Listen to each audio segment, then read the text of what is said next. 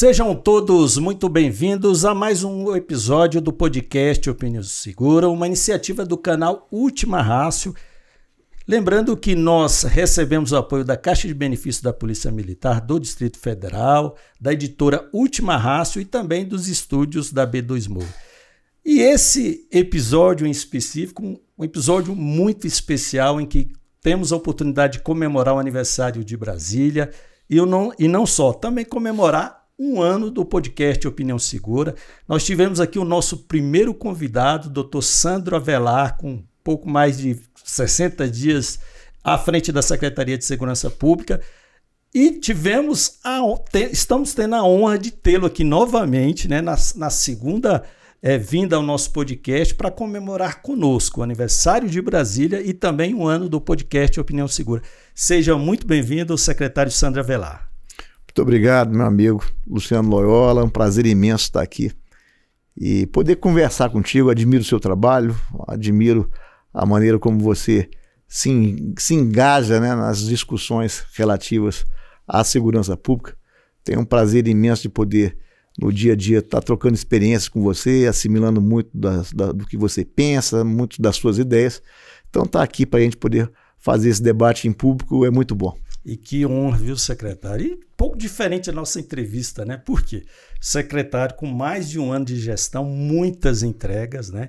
Entregas que eu posso testemunhar, né? Também há quase um ano na Secretaria de Segurança Pública, participando ativamente nas diversas reuniões, sabedor de como o senhor tem colocado a equipe para trabalhar, né? Um grande time de gigantes. Tivemos aqui já alguns integrantes, como o Jaziel, né, o nosso subsecretário de Gestão Integrada de Políticas Públicas, né, que pôde falar de muitas entregas, né? Então, é um bate-papo que vai ser muito proveitoso, né, porque, obviamente, né, a gente tem muito o que falar sobre as vossas entregas, que são muitas, secretário.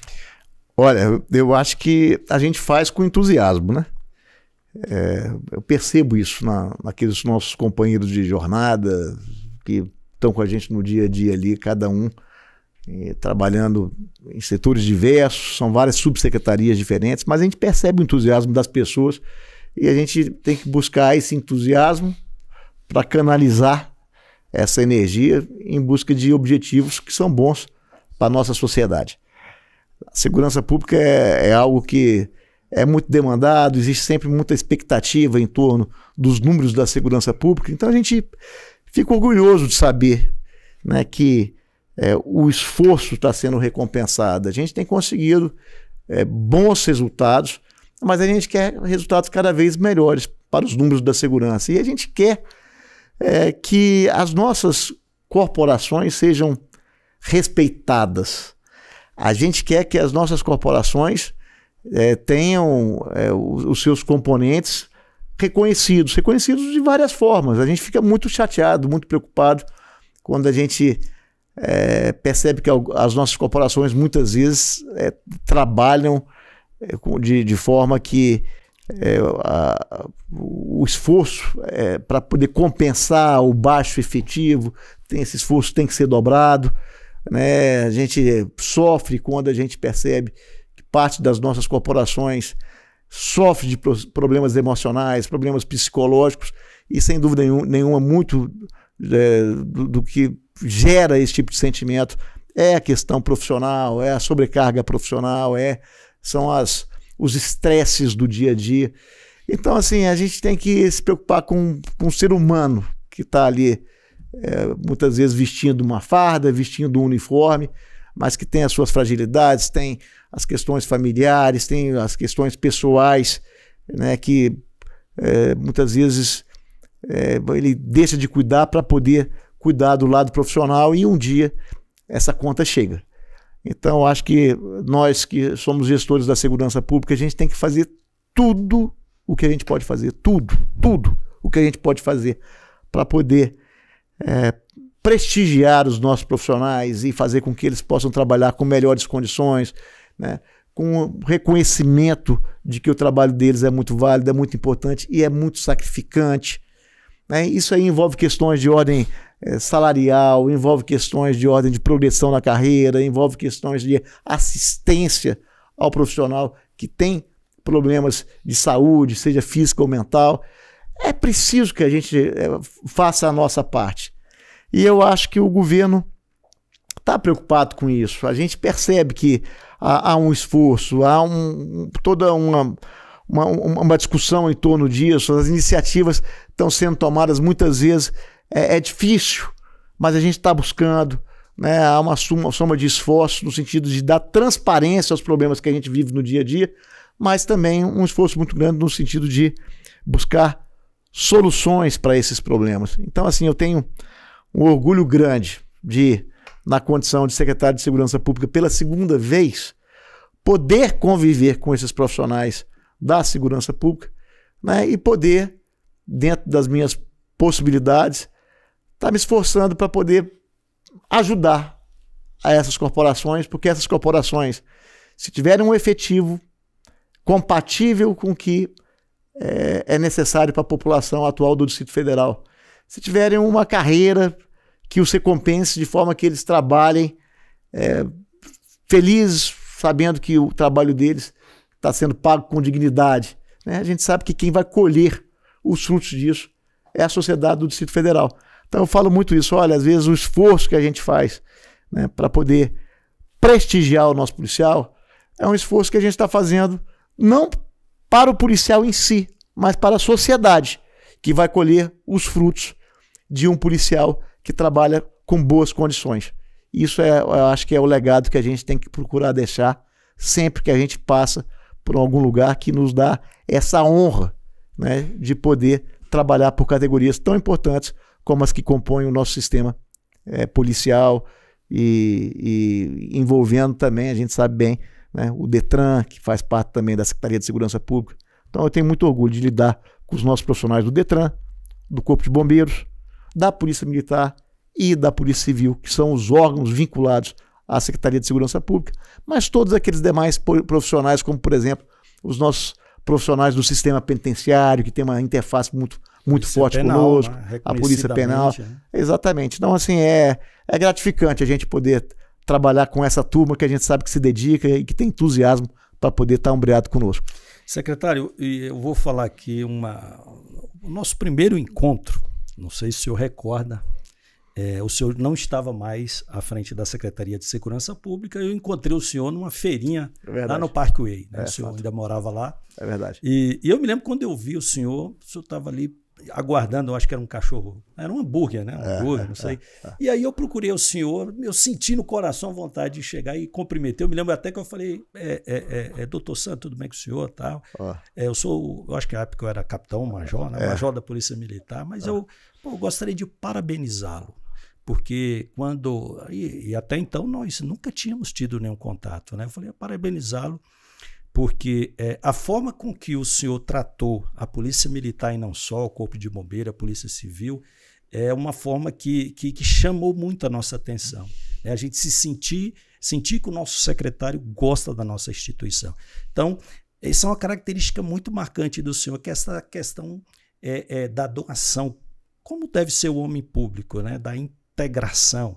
O senhor sempre teve essa bandeira de integração na primeira gestão, e eu me lembro que tinham muitas reuniões envolvendo as forças, né, à época, e não só a integração das forças, mas a integração desse aparato de segurança pública com a sociedade. E a gente percebe como o senhor, não que estivesse desativada, mas como o senhor foi preponderante nessa nova força dos conselhos de segurança. Inclusive tivemos eleição com urna eletrônica, né? É verdade. E o senhor tem um esforço muito grande de estar nessas reuniões, né? Então, se eu pudesse apontar o grande segredo do sucesso, até pelo fato de o senhor estar na segunda edição, ter dado uma secretaria, obviamente, num momento muito crítico da segurança pública, não só do DF, mas do Brasil inteiro, uma verdadeira batata quente, né? Então convidaram o senhor poderia muito bem se recusar, porque de fato a gente estava vivenciando um problema muito grave na segurança pública, e o senhor veio, né? Conseguiu, como sempre, conquistar a todos, a comunidade, né? O secretariado, as forças policiais, com jeito se me permita dizer, mineiro de ser, né? Mas eu acho que essa é uma característica muito importante e tem sido o grande segredo de sucesso. E eu tenho percebido, não só lá atrás, quando eu nem conheci o senhor e parabenizei, né, pela forma com que tratava as forças policiais, isso é muito importante, né? Sempre pisando no chão junto com as forças policiais, não sentindo uma autoridade maior, né? Respeitando, e eu sou prova disso na secretaria, né? O Dr. Sam sempre tem muito cuidado em respeitar a autoridade e a autonomia das forças policiais, né? Sempre tentando no convencimento, né? Embora pudesse também determinar, mas sempre tentando, num acordo de cavalheiros, tentar entregar uma melhor solução.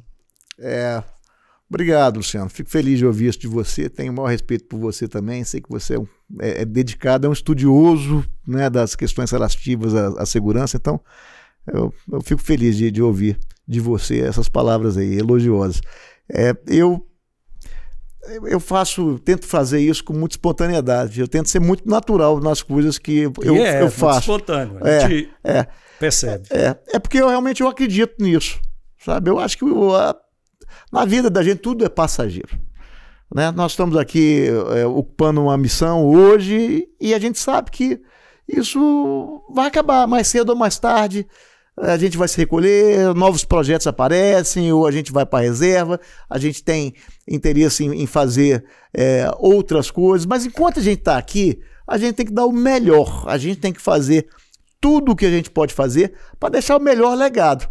Então, assim, eu faço de todo o coração, eu faço de verdade um esforço no sentido de, enquanto eu estiver aqui, eu vou procurar fazer o melhor pelas corporações que estão vinculadas ali à nossa pasta, a Secretaria de Segurança Pública, até em agradecimento à confiança que nos foi dada, né? Até em agradecimento por termos tido o nome lembrado num momento tão difícil como foi esse momento que nós vivemos aí no dia 8 de janeiro, né? Um nome lembrado para poder ajudar a pacificar. Mas não basta pacificar. É preciso pacificar, como acho que nós pacificamos, mas é preciso também continuar trabalhando para deixar um bom legado. Melhorando os números, melhorando a estrutura das nossas corporações, melhorando a satisfação dos nossos profissionais. E eu digo, não é tão somente pelo profissional, não, é porque isso vai refletir na nossa sociedade. Se você tem uma polícia que trabalha satisfeita, que tem orgulho da carreira, né, que trabalha com tranquilidade, saber que o Estado está cuidando bem do profissional, quem colhe os frutos disso é a sociedade. Nós somos pais, somos mães, temos família. Quando a gente tira o uniforme e volta para casa, ou tira o uniforme em casa, a gente tem uma esposa que estava esperando, né, ou tem um marido, ou tem um filho, uma filha, que estão contando com o nosso esforço para ter um país melhor, para ter um planeta melhor. Então, nós somos muito abençoados de poder, de alguma forma, estar contribuindo para isso. E seria um desperdício muito grande você ter a oportunidade de fazer algo, né? Fazer algo que seja bom, algo que você acredita, e não fazer. Então, assim, eu realmente eu me orgulho de estar ombreado com as forças da segurança pública e me orgulho de ver a comunidade reconhecendo esse esforço. Outro dia, eu fui ao Itapuã, numa reunião do CONSEG. Você sabe disso, eu gosto muito dos CONSEGs, tenho o maior respeito pelos CONSEGs, acredito muito nesse trabalho da polícia, ou das forças de segurança, juntos à comunidade. Essa soma eu acho que é importantíssima. Mas então, indo à reunião do CONSEG no Itapuã, uma reunião prestigiada, tinha muita gente, por várias vezes eu fui demandado para que nós possamos criar, né, uma delegacia da Polícia Civil no Itapuã e um quartel, né, um batalhão da Polícia Militar. E eu falei, olha, eu não vou prometer coisas que a gente não pode cumprir nesse momento, porque nós temos instituições que hoje estão trabalhando com efetivo muito reduzido. A Polícia Militar, quando eu fui secretário de Segurança Pública pela primeira vez, ou seja, uma década atrás, um pouco mais de uma década, né, a Polícia Militar tinha 16 mil membros. Né, eram quase 16 mil policiais, 15.670 policiais, para ser mais preciso, na Polícia Militar.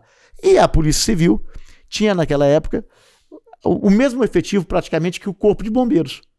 Né, um pouco mais de 6 mil componentes na Polícia Civil, como o Corpo de Bombeiros.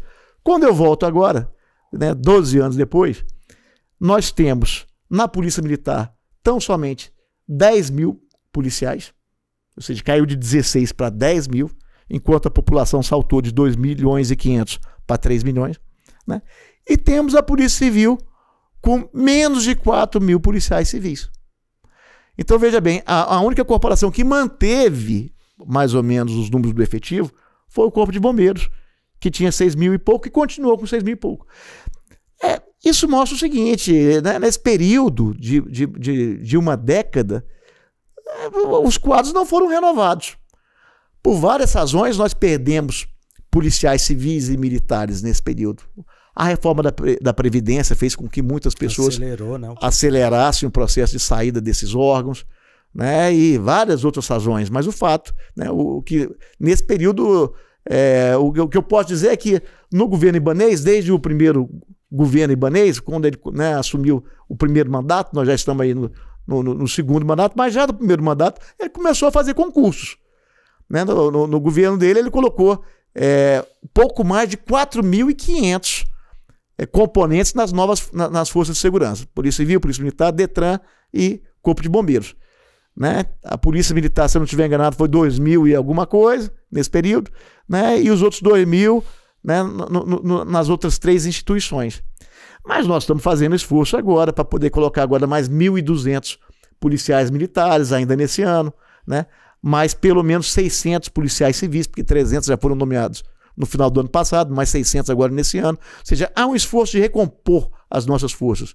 Né? E eu lembro, na Polícia Civil, não vai se limitar a 600. 600 agora para esse ano, mas com o esforço de talvez nomear até mais do que 600 nesse ano ainda. O certo é que o esforço é para que seja o aproveitamento de todos aqueles aprovados no concurso.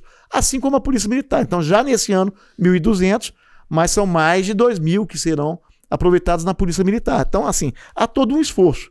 Né? Mas a população demanda. Então, quando no Itapuã eles me pediram lá a criação de uma delegacia e de um batalhão, eu falei, olha, o governo tem interesse, o governo quer fazer isso, mas como é que vai fazer isso com a falta de efetivo que nós temos atualmente? Tem que ser franco, né? Tem que ser franco, ele não vai mentir. É muito feio mentir. Você pode errar o seu prognóstico. Você pode falar, ó, eu calculo que em um período X eu vou conseguir honrar isso daí. E às vezes você erra, mas erra tentando acertar. Né? Então, esse esforço tem que ser feito. E está sendo feito. Mas o fato...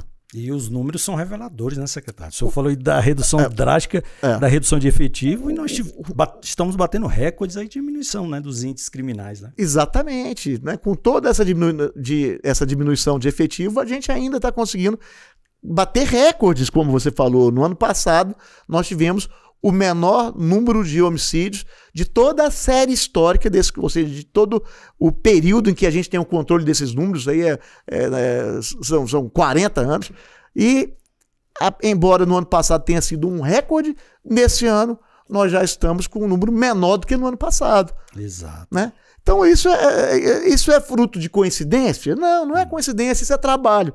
Por isso que eu digo, a gente tem que reconhecer o esforço das nossas corporações. Em 2012 nós lançamos um programa, você vai se lembrar disso, que foi o programa Ação pela Vida. Sim. Foram criadas as áreas integradas de segurança pública, naquela época, e as corporações começaram a trabalhar juntas em 4 áreas integradas de segurança pública, que foi como foi dividido o Distrito Federal. Então, o Distrito Federal, que já é um quadrado, né?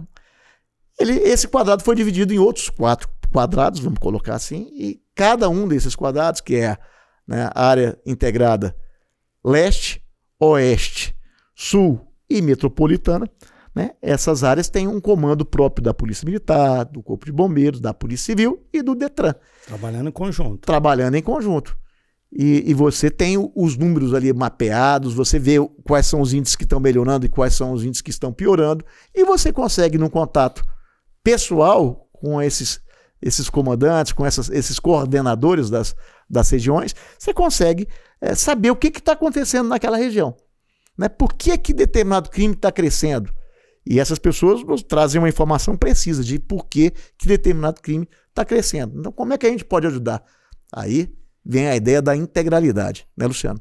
Se você levantou que em determinado local o crime está crescendo por falta de iluminação, né, e você tem isso mapeado, então vamos trabalhar junto à SEB, né? O Edson, presidente da SEB, é um grande parceiro, né? E o governador Ibanez tem essa personalidade, tem essa característica de colocar a turma para poder jogar junto, né? Ele tem essa facilidade de falar, ó, se determinado problema está na área de DF Legal, Secretaria de Segurança, Secretaria da Mulher, né? SEB, né? DR, ele consegue distribuir as missões e consegue colocar todos nós para poder trabalharmos juntos. Eu acho que isso tem sido uma coisa muito boa. Então, isso também se alia à participação dos consegues. Os consegues são a comunidade ali presente, conhecendo os problemas daquela região administrativa, né? Que são 35 regiões administrativas, com peculiaridades, cada qual delas tem os seus problemas particulares, os seus problemas específicos. A gente tem que respeitar as diferenças e trabalhar com as diferenças. Então, uma região igual o Tapuã, o Paranoá, ou o Lago Sul, ou o Plano Piloto, ou Planaltina, Sobradinho, Taguatinga, Ceilândia, ou seja, são problemas diferentes que cada uma dessas regiões tem. Então, esses problemas são mapeados, os coordenadores, né, daquelas áreas, o representante da Polícia Militar, da Polícia Civil, do Corpo de Bombeiros, do Detran, eles se reúnem para saber o que deve ser feito por eles, porque eles vão ser cobrados, eles vão ser demandados, né? Pelo menos uma vez a cada 30 dias há as reuniões onde a gente demanda os resultados e quer saber o porquê das explicações para números positivos ou negativos.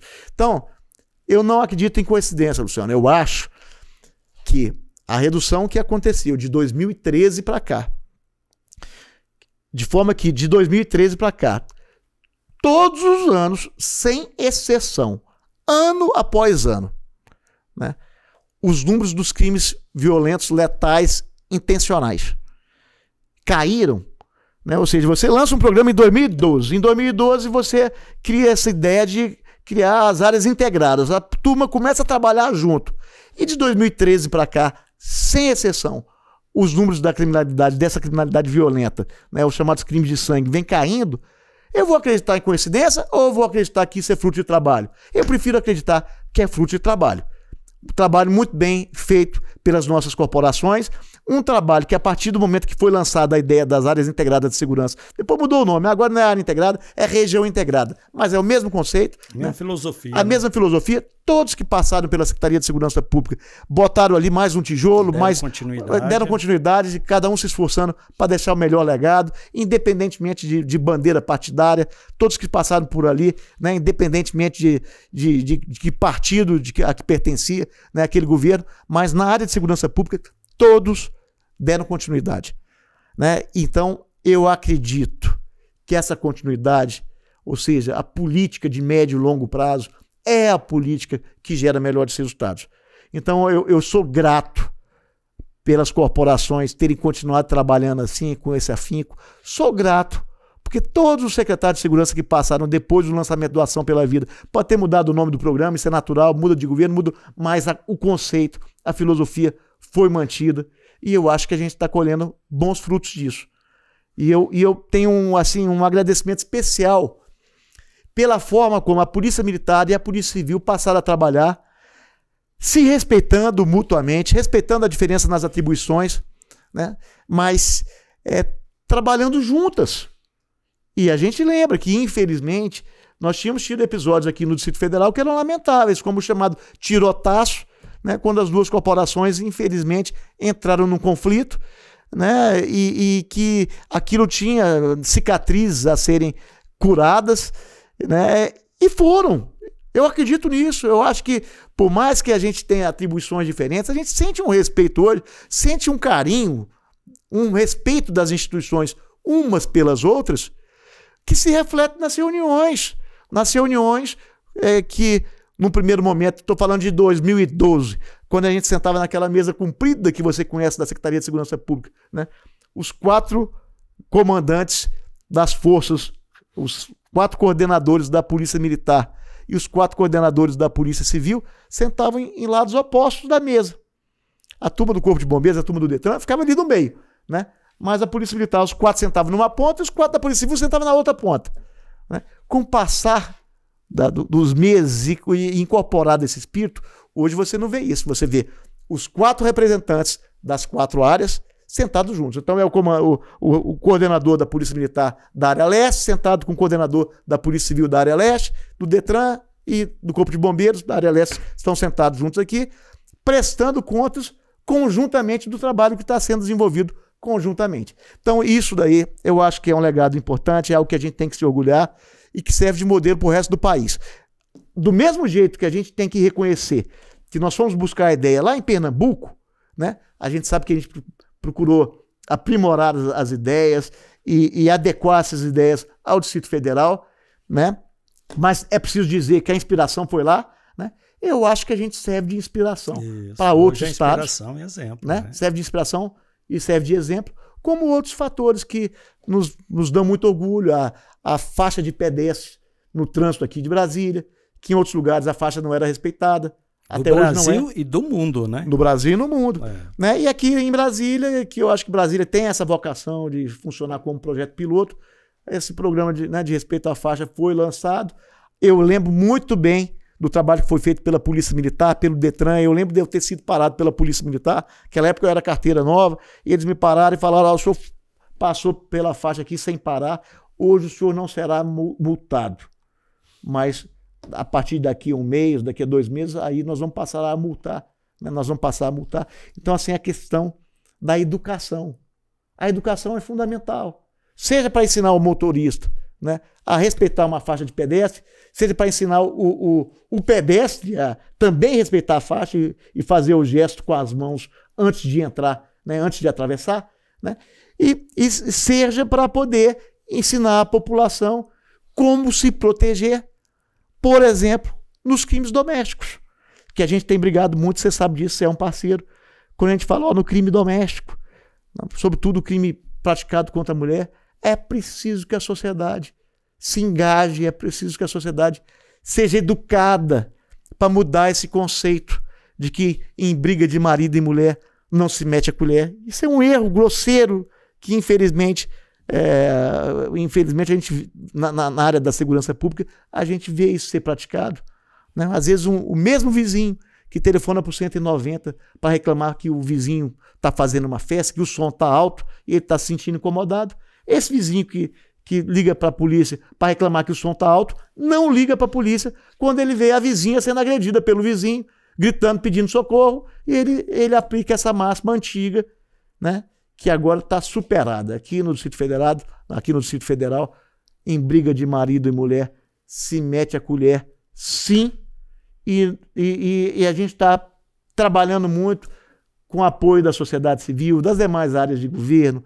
Eu percebo a secretária Gisele, da Secretaria da Mulher. Gisele sempre presente, já esteve aqui também muito presente, uma grande parceira, a secretária Gisele, nesse esforço. Outras áreas do governo, Secretaria de Justiça, Secretaria de Comunicação, né? Mas junto com o Poder Judiciário, junto com o Ministério Público, né? Junto com a sociedade civil, a OAB já foi nos visitar também para tratar desse assunto, né? Mas um orgulho imenso de poder, inclusive, contar com a imprensa nesse propósito. A imprensa também tem nos ajudado. Nós fizemos uma reunião recente na Secretaria de Segurança Pública com os editores-chefes, né, dos veículos mais importantes aqui do Distrito Federal, seja da imprensa televisiva ou da imprensa escrita, né, e eles estavam lá junto conosco debatendo esse problema para ver como é que eles podem nos ajudar. Até porque a imprensa tem um papel importante, porque dependendo da forma como é feita essa abordagem, ela pode nos ajudar a reduzir os números, né, a inibir esse tipo de crime, como se for feito da forma equivocada, pode inclusive estimular. E eles assim, elegantemente, eu achei muito bacana, aceitaram o nosso convite, estiveram lá conosco, debateram conosco, eu acho que os resultados estão aparecendo. A gente só vai comemorar o dia que a gente conseguir mudar a mentalidade do país e chegar, né, a ter o feminicídio zero, que essa é a nossa luta, é o que nós estamos buscando. Mas a redução dos índices já está acontecendo. Tivemos março, feminicídio zero. Março, feminicídio zero.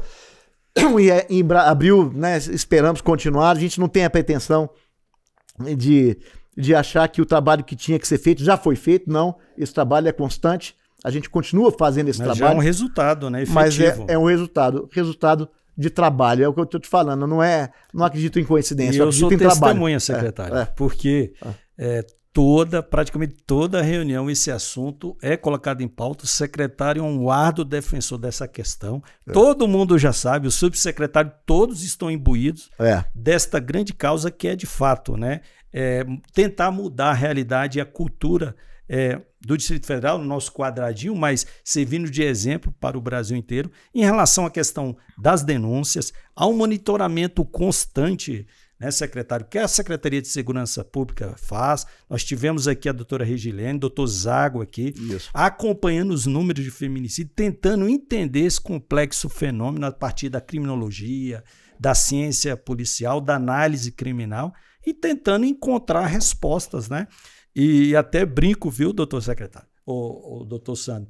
Alguns policiais, quando chegam na secretaria, né, ainda mais da PM, olham e falam, pô, aqui só tem Neymar, né? Então, o senhor é um grande gestor de recursos humanos e soube selecionar uma equipe muito boa de especialistas, de estudiosos, né? Polícia Militar, Polícia Civil, Polícia Federal e outras forças, todas tentando dar um contributo. E a gente tem grandes entregas, né, secretário? Temos o Viva Flor, temos os aplicativos, temos o monitoramento, já existe um movimento muito forte dentro do Copom no sentido de estudar formas para que a mulher, obviamente, cadastrada, ela possa ter uma prioridade na fila de atendimento. Nós tivemos a reunião com os magistrados, né, que ingressaram recentemente no Poder Judiciário. Foi muito marcante aquilo. E vários juristas ali. Isso. E foi apresentado para eles o que a secretaria, o que o aparato de segurança pública tem para ofertar em termos de mecânica, de apoio e de proteção à mulher, que muitos não conheciam, né? Então, assim, a gente percebe. E os resultados, é o mês de março, um mês muito feliz em que comemoramos, né, número 0 de feminicídio. Estamos aí já passando, né, da segunda quinzena, da primeira quinzena de abril. Esperamos que a gente feche esse mês. A gente sabe que a luta é muito grande, mas o senhor sempre, né, batendo nessa tecla, sempre o senhor tem a oportunidade, tem falado e conseguiu convencer a todo o secretariado, subsecretários a se encampar nessa luta.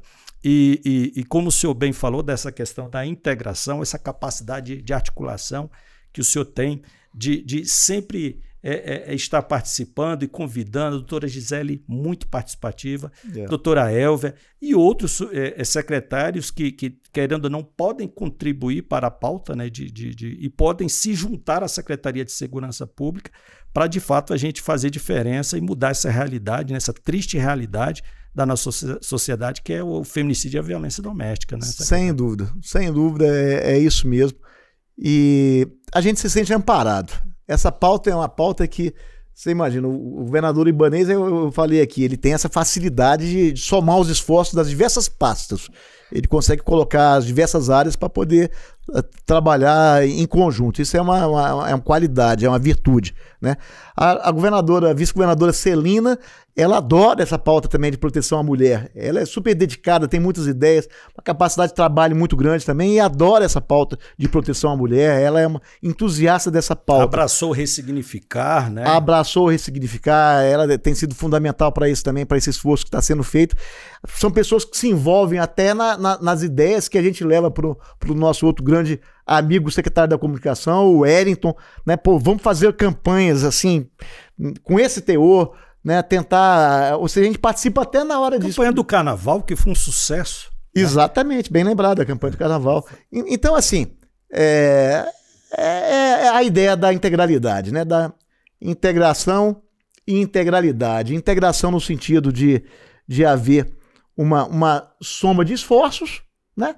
E a integralidade no sentido de fazer com que essa soma de esforços seja de todos, né? Então, esses dois conceitos que são diferentes, mas se complementam, integração e integralidade, é algo que nos move, é algo que nos motiva, é algo que a gente realmente trabalha com essa ideia porque a gente acredita. E não é só uma ideia, é importante que a sociedade, para aqueles que não conhecem, saber que existe um programa, né? Isso. DF Mais Seguro, programa de segurança integral, né? Isso. Inclusive foi lançado. Então, é uma bandeira, uma filosofia e está albergada pela criminologia, pela ciência policial, diversos teóricos, né, com ampla, né, experiência na área, integraram esse projeto e os números estão aí, né, revelando. Né?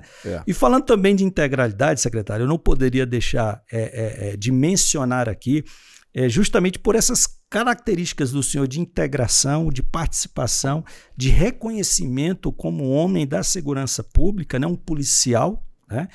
Foi eleito presidente de um importante órgão que temos, que é o CONSESP, né? O Conselho Nacional do Secretário de Segurança Pública. Tem um importante papel de fazer essa articulação entre o secretário de Segurança e o Ministério da Justiça. Isso. Então, assim, nós aqui do Distrito Federal ficamos muito honrados, né, quando o senhor foi eleito. Tem muito trabalho, inclusive hoje tivemos uma reunião até tarde a respeito do próximo encontro que vai ter agora na primeira semana de maio, né? Vai ter também o seminário do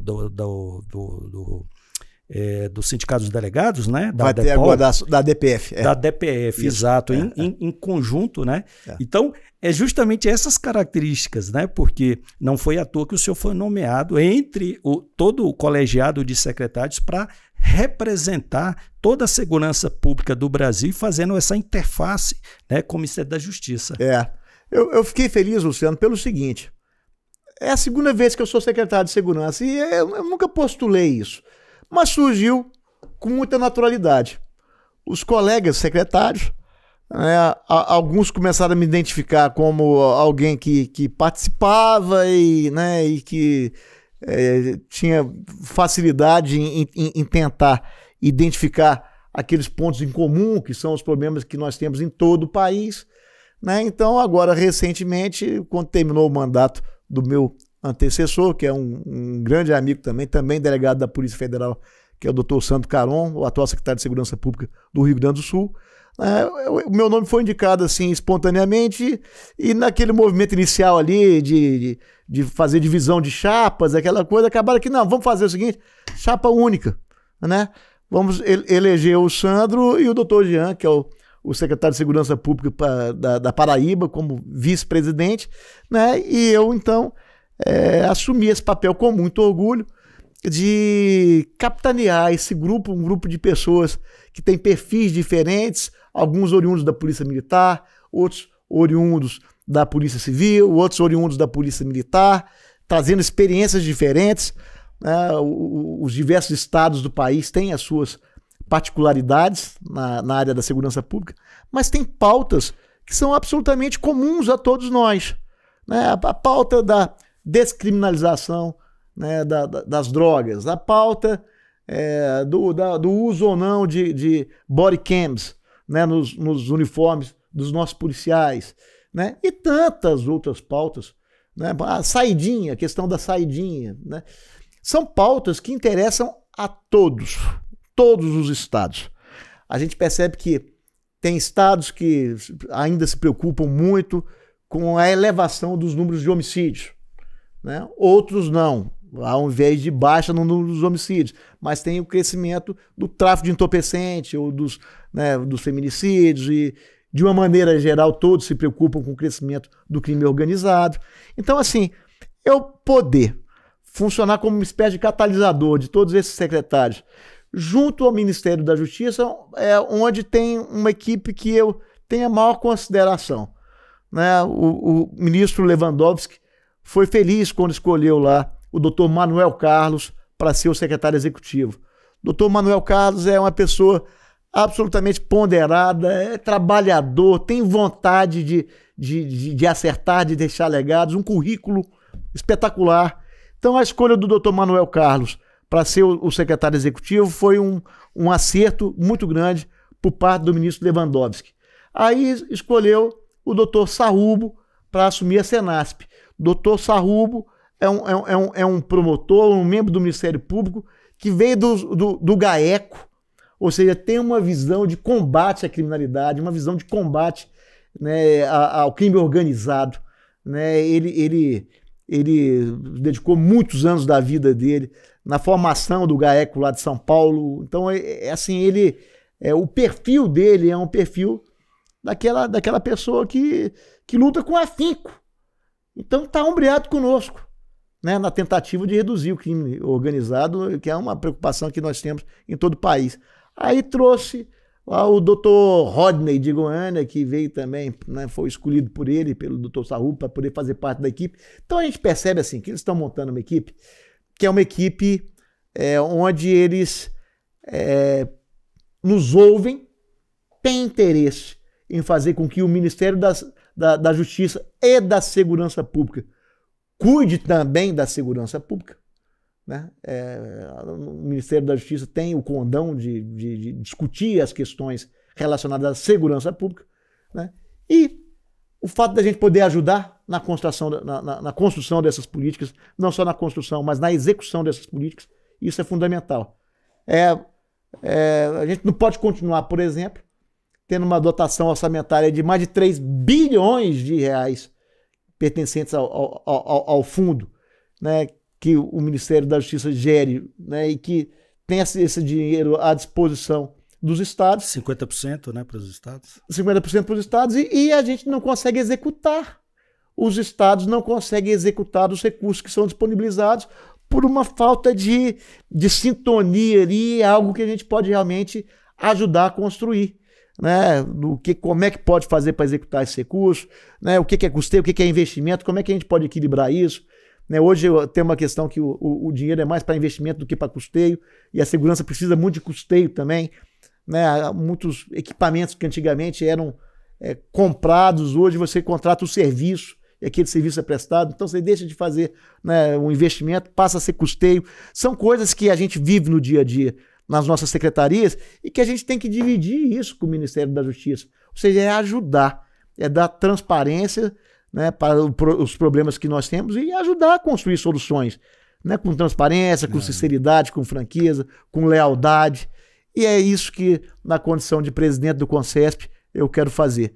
Ser leal aos meus colegas, secretários de segurança, né, ser leal ao Ministério da Justiça, a quem a gente deve esse dever, essa honra de estar compactuando com eles e dividindo com eles essa atribuição de ajudar a construir um país melhor, porque ao fim e ao cabo os grandes beneficiados são a nossa sociedade, né? A nossa sociedade, de maneira geral, é que vai se beneficiar dessa integração que a gente está procurando buscar.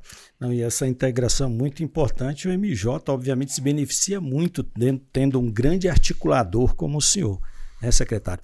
E também há uma outra questão que é importante suscitar, que tem a ver com a história do senhor. O senhor esteve à frente, né, da ADEPOL, né? Da DPF, DPF e da FENADEPOL. Por duas gestões, né? Dois mandatos. E também nessa função, né, como presidente, eu percebo também que o senhor tem um papel fundamental e muito importante para a defesa também da categoria policial, né? Obviamente, dentro dos limites ali que permite, né, o regimento. Mas a gente sabe hoje, secretário, que nós policiais, né, o senhor sente na pele, eu sinto, vários policiais, inclusive agora, né, recentemente saiu números, né, do próprio Ministério da Justiça, um relatório, e que nós tivemos um aumento de mais de 1/3 no número de autoextermínios em 2023, se comparado a 2022, nós temos... Querendo ou não, é um embate, existem muitas visões ainda muito ácidas em relação ao policial, por conta, né, de algumas narrativas, por conta de alguns determinados setores da sociedade que ainda não compreendem o importante papel que a polícia tem. Então, eu vejo na pessoa do senhor, nessas capacidades que o senhor tem, um grande articulador, porque eu percebo, secretário, que as forças policiais, elas ainda têm muita dificuldade de ter um contato mais aproximado com as associações, né? Eu vejo que as discussões que envolvem a proteção, a saúde mental do policial, a questão que a gente está passando agora, e eu sei que o senhor é preocupado em convidar também as associações para participar desse processo de construção, né, de uma reforma uma reforma em todos os aspectos, né, normativos e também pecuniário das forças de segurança, para que a gente possa construir uma solução que aproveite de fato a todos, ouvindo todos os setores, né? E hoje as associações, a gente tem a CAB, que até apoia o nosso projeto aqui, um projeto belíssimo de assistência ao policial, né? Associações como aqui no DF, dos oficiais, o Clube dos Oficiais, e pelo Brasil afora a gente tem números, no caso dos policiais são associações, porque não pode se sindicalizar, né? Isso. Mas muita gente, o senhor sabe o que é, né? Além de trabalhar, porque não fica exclusivamente para a função, né? Tem os dissabores, os enfrentamentos, né? À frente de uma associação, né? E eu tenho certeza que as associações devem estar muito felizes de ter o senhor à frente, né, dessa importante função, para que também possa dar um pouco mais voz aos nossos... as pessoas se dedicam à nossa representação, né, dentro dos limites, obviamente, legais. Sem dúvida, sem dúvida. Eu acho que o fato de eu ter sido presidente de entidade de classe por mais de uma vez e ter tido a oportunidade de ser gestor dentro da corporação de onde eu venho, que é a Polícia Federal, fui diretor executivo 3 vezes, sabe? Com 3 diretores gerais diferentes eu tive essa oportunidade. Então, essa experiência me mostra o seguinte: se você tiver uma instituição cuja direção está caminhando no caminho oposto ao das entidades de classe, tem alguma coisa errada aí. Um dos dois está errado. Não tem como a direção de uma instituição tá puxando a corda para um lado e as entidades de classe estão puxando para o outro e os dois estarem certos, né? Não tem, eu não admito essa ideia. Eu não admito a ideia de que o gestor tenha que ver as entidades de classe como uma entidade inimiga da gestão. Isso não existe. Isso é absurdo, né? Eventualmente você tem pessoas que têm os interesses pessoais e colocam os interesses pessoais à frente, né, tanto da instituição quanto da entidade de classe. Existe, sim. Sabe? Isso aí é difícil falar quem é que está errado. Não é porque o cara é gestor que necessariamente ele vai estar certo e o cara da entidade de classe errado e vice-versa, né? Então, nessas horas, eu acho que a melhor forma de atuar é a transparência. Chama para conversar, senta, né, coloca tudo em pratos limpos, veja o que você consegue fazer, veja o que você não consegue fazer e vamos caminhar junto. Eu não acredito que uma entidade de classe que represente qualquer corporação, ela vai estar lutando contra os interesses da corporação. Exato. Isso é teratológico, seria uma loucura isso, você acreditar numa situação como essa, né? Não é entidade de classe, está lutando contra o interesse da corporação que ela faz. Não acredito nisso. Agora, eu acho que, eventualmente, a entidade de classe pode exagerar na forma em que faz as demandas, ou às vezes pode exagerar numa demanda que não vai ser atendida 100%, mas alguma coisa dá para atender, né? Enfim, vamos construir, e eu acho que o gestor tem que receber, tem que ouvir, né? Tem que respeitar, né? Porque também, quantos casos que eu vejo de gestores que também têm muito mais compromisso com o umbigo do que com o interesse da instituição. Acontece, infelizmente acontece. Em qualquer instituição, né? Que é aquele sentido de autoproteção, né? Que muitas vezes o sentido de autoproteção é pessoal e aquela proteção é mais da pessoa que estaria ocupando aquela posição do que da instituição que ele representa. Então, esse tipo de coisa, o diálogo, a abertura, ela é muito saudável. O gestor que recebe o representante classista e com ele conversa abertamente, ele demonstra segurança. Inseguro é o gestor que não recebe, que não conversa. Sabe? Por que não recebe, por que não conversa e fala abertamente? Olha, vocês estão pedindo tal coisa nós não temos como atender. É impossível, não tem como atender determinadas coisas agora. Mas vamos trabalhar para melhorar, para crescer. A ideia é boa, as boas ideias vão ser assimiladas, né? E eventualmente você não consegue fazer tudo o que as categorias estão pleiteando, mas consegue fazer alguma coisa. Você consegue pacificar. Olha, a gente tem carreiras muito sacrificadas. Você falou do autoextermínio, é uma coisa que nos preocupa muito, porque não existe carreira onde esses números sejam mais elevados do que nas forças da segurança pública, né? E a gente tem, tanto no que diz respeito a expectativa de vida de maneira geral. Que é bem mais reduzida em relação à população. Né? É bem mais reduzida, tanto para o policial que está na ativa, e aí você pode pensar, mas é porque o cara morre em combate, né? Enfim, o cara entra jovem e aí acaba morrendo ou passando por uma situação como essa que você mencionou. Enfim, é tudo muito triste e isso aí talvez justifique um pouco dessa redução na expectativa de vida, né, do policial. Mas tem um outro número que é muito importante, que é, mesmo entre os aposentados, ou seja, o cara já não tem mais a atribuição de estar correndo os riscos, ou seja, mesmo entre os aposentados, a expectativa de vida do policial aposentado é menor do que a do resto da população, bem menor do que o resto dos servidores públicos de outras áreas, né? Então, quando pegou o aposentado, aquele que trabalhou e parou de trabalhar numa determinada área, e o que trabalhou e parou de trabalhar, aposentou na área da segurança pública, esse aqui da segurança pública tem a expectativa de vida menor do que o outro, porque ele se desgastou, porque ele estressou, porque o que ele se doou, né, gerou para ele prejuízos de ordem física e psicológica que vão levar ele a morrer mais cedo do que o outro, ambos aposentados. Então é preciso que a gente faça o que a gente pode fazer para proteger os nossos policiais. Eu tenho feito isso e assim, eu gosto de trabalhar com muita transparência, sabe? O que eu estou falando no seu microfone aqui é o que eu procuro falar dentro do ambiente fechado. Se eu estiver com duas pessoas conversando, ou se eu estiver falando em cima do carro de som, ou no seu programa aqui, que nós vamos ter milhares de pessoas nos seguindo, nos ouvindo, e isso vai estar registrado. O que eu procuro falar aqui para você, Luciano, é o que eu procuro falar em qualquer ambiente, porque eu procuro falar aquilo que eu acredito. Eu, como gestor, eu como secretário de Segurança Pública, eu procuro falar aquilo que eu acredito. Às vezes, posso estar errado nos meus conceitos, na minha forma de pensar.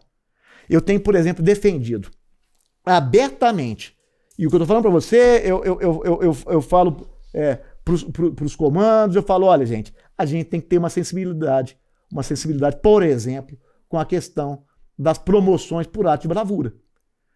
Porque não venham me dizer que determinadas ações que são realizadas pelos nossos policiais, sabe, são ações que dizem tão somente respeito às suas atribuições. Obrigação.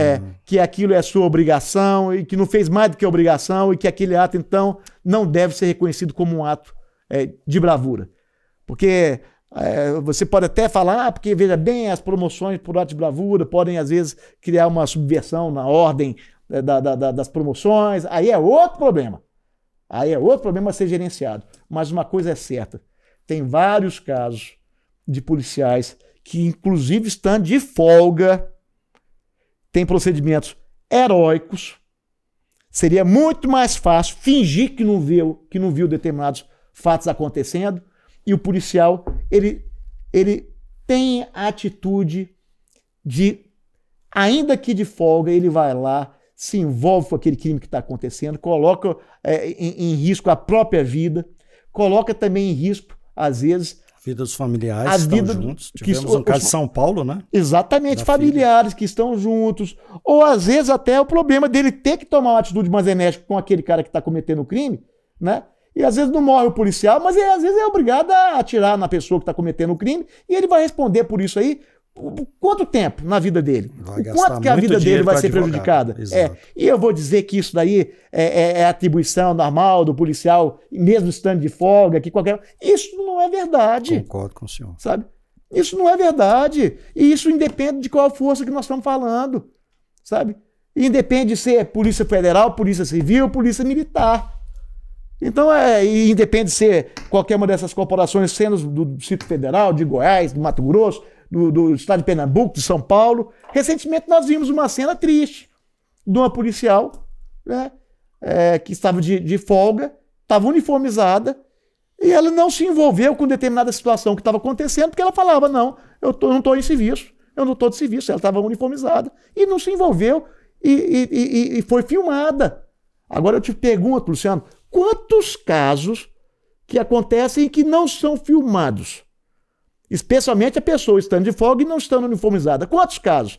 Aí eu vou dizer, sabe, que o cidadão, né, mesmo de folga, que vai e enfrenta uma situação como essa. Tenha coragem de enfrentar, né? Colocando a vida em risco, às vezes a vida até dos familiares. Eu vou dizer que esse cidadão ele só realizou a atribuição dele mesmo, que ele não fez mais do que a obrigação, que qualquer um faria. Isso é mentira. Isso não é verdade. Então não me venham dizer isso, eu sou policial também. Sabe? Então eu acho que isso tem que ser visto, eu tenho trabalhado muito nesse sentido. Sabe? Ah, mas a legislação é muito dura, a legislação quase que inviabiliza. Então é o seguinte, ou você acaba com o Instituto, ou você muda a legislação, ou você muda a maneira de aplicar a legislação. Não existe um outro remédio. Ah, então vamos acabar com a promoção por ato de bravura, é isso que se quer? Porque na prática, de certa forma, é isso que está acontecendo. Né? Ou vamos separar o joio do trigo? Vamos separar, porque eventualmente os policiais podem, inspirados nessa promoção, simular situações que vão levar à promoção artificialmente. Para esse existe corregedoria. E existe mais. Se ele estiver fazendo uma simulação, forçando uma barra, além da corregedoria, ele pode estar até incorrendo em crime. Pode chegar a esse ponto. Aí vamos investigar e vamos punir se tiver que ser punido. Agora, não me venham dizer que em determinadas situações, que o policial que poderia ter fingido que não viu determinada situação, ele não se furtou. Esse que fingiu que não viu, eu nunca nem vou saber que ele fingiu que não viu. Ele, enfim, estava de folga, ele estava com a família dele, ele não quis se envolver com aquela situação. No máximo, às vezes, ele chamou uma guarnição. Né? Então, veja bem, ele está lá, é uma situação que eu não estou tratando. Eu estou tratando daqueles que se envolvem. E eu não posso dar o mesmo tratamento para os dois. Aquele que se expôs, que correu o risco, né? E que conseguiu, em determinadas situações, fazer algo que é muito superior, muito acima da média, não só do cidadão comum, mas dos próprios colegas policiais, que estando naquela situação, não teriam se envolvido. Eu vou dizer que esse cidadão não merece um tratamento diferenciado, que aquele ato dele não foi um ato, né, de verdadeiro heroísmo, se colocando em risco, colocando a família em risco e colocando também, conforme eu falei aqui, em risco a vida da outra pessoa, tanto a vítima do assalto, por exemplo, numa situação hipotética, como do próprio assaltante, que às vezes tenta reagir, o policial é obrigado a usar de energia, né? Pode inclusive levar à morte aquele assaltante e vai responder o resto da vida por aquilo ali. Ou por muito tempo ele vai ter que responder, igual você falou aqui, pagando às vezes advogado do próprio bolso. Vendendo a única casa que tem. Vendendo a casa que tem. Testemunhei isso. Pois é. E eu vou dizer que esse cidadão não merece um tratamento especial, porque isso não é verdade. Não é qualquer um teria feito aquilo, não. Então olha, eu insisto nisso. E eu tenho falado isso abertamente, como estou falando aqui no seu microfone. Mas eu falo aqui abertamente e falo também nas reuniões reservadas. Eu acho que isso tem que ser modificado. E vai ser modificado, Luciano. Isso vai ser modificado. Não pode a gente desmerecer um instituto que existe, que está em vigor, né? Agora eu não estou aqui querendo vulgarizar o instituto. É um instituto para ser aplicado com sabedoria, com equilíbrio e para aqueles que merecem. E aquele que inventar um fato, que simular fato, ou que quiser forçar uma situação, se colocando numa posição, né, onde, nesse caso, não seria o ato de bravura por merecimento, né, que pode acontecer, mas para isso existe a comissão que tem que analisar e que tem que separar o joio do trigo. Separa aqueles que merecem daqueles que não merecem. Mas fazer letra morta fazer letra morta de uma norma que existe, que está em vigor, eu não concordo com isso, eu não admito isso, eu vou lutar contra isso, sabe? Já tive uma conversa com o governador Ibanez também ficou sensível a isso daí. Isso tem que ser enfrentado. Agora, não, a lei é dura demais, a norma é dura demais e a gente não consegue preencher os requisitos da norma, então muda a norma. Mas não pode acontecer o que está acontecendo. Nós já tivemos situações aqui de policiais de estados diferentes juntos numa mesma ocorrência, né? Numa mesma ocorrência, atuaram juntos e aí o policial do estado vizinho tem o ato de bravura reconhecido, né? E o nosso não. Eu não conheço, eu não quero aqui dizer que em determinadas situações particulares que já foram avaliadas, que foram analisadas, né, você pode até eventualmente, como as comissões são diferentes, você pode ter uma que seja mais dura do que a outra, tudo isso daí é legítimo. Agora, o que não é legítimo é você fazer letra morta de uma norma que existe e que está em vigor.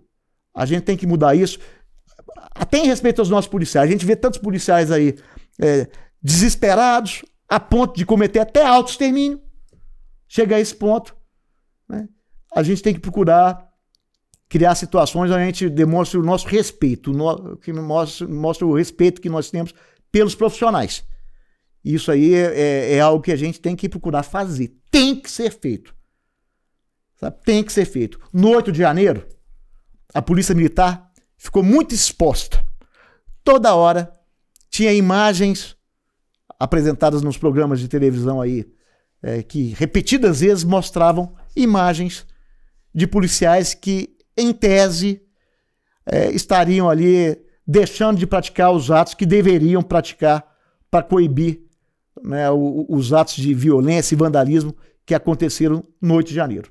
Isso foi repetido centenas, milhares de vezes. Mas não foram repetidas na mesma proporção as imagens dos policiais feridos, com a cabeça arrebentada, machucados, correndo risco de vida. Homens, mulheres que estavam fora ali do plenário, que estavam ali naquele teatro de operações, ali no gramado, na frente do Congresso, como outros que estavam dentro dos prédios públicos que tinham sido invadidos, que também tiveram atitudes de heroísmo e que a gente tentava mostrar e não tinha o mesmo espaço para mostrar. Eu briguei muito para poder mostrar que se as falhas que aconteceram ali não podem ser contestadas, porque aconteceram falhas e isso está sendo objeto de apuração nos inquéritos próprios, nos processos próprios, isso está sendo apurado, mas era preciso mostrar também os atos de heroísmo de muitos dos policiais que colocaram a vida em risco para poder salvar o patrimônio público, né? E veja bem, diante de toda aquela tristeza que nós tivemos com o que aconteceu no dia 8 de janeiro, nós não perdemos nenhuma vida. Nenhuma vida. Isso é fato. Aquilo poderia ter sido uma tragédia muito maior, muito pior. Poderia ser Se uma vida tivesse sido perdida, sabe, seria muito mais grave do que o patrimônio que, infelizmente, foi vandalizado, depredado. Para aqueles que fizeram isso, vandalizaram, depredaram, é preciso punição, e punição forte. Mas uma vida que tivesse sido perdida teria sido ainda mais grave do que aconteceu. E nós não tivemos nenhuma vida perdida, graças a Deus, né?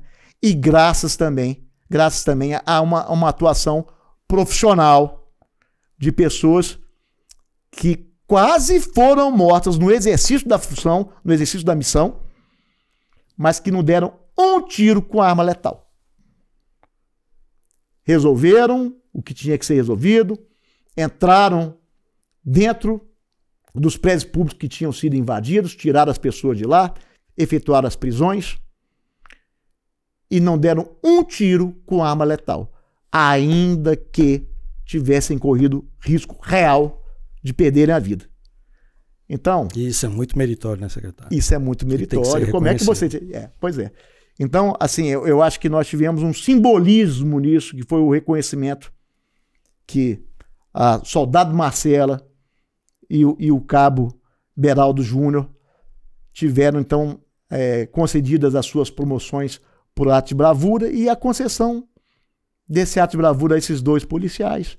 Não estou falando aqui que tenha extinguido o direito de tantos outros que também estiveram ali em combate e o dever disso ser analisado com cautela e, se tiver que ser conferida a promoção por ato de bravura para mais pessoas, que seja feito.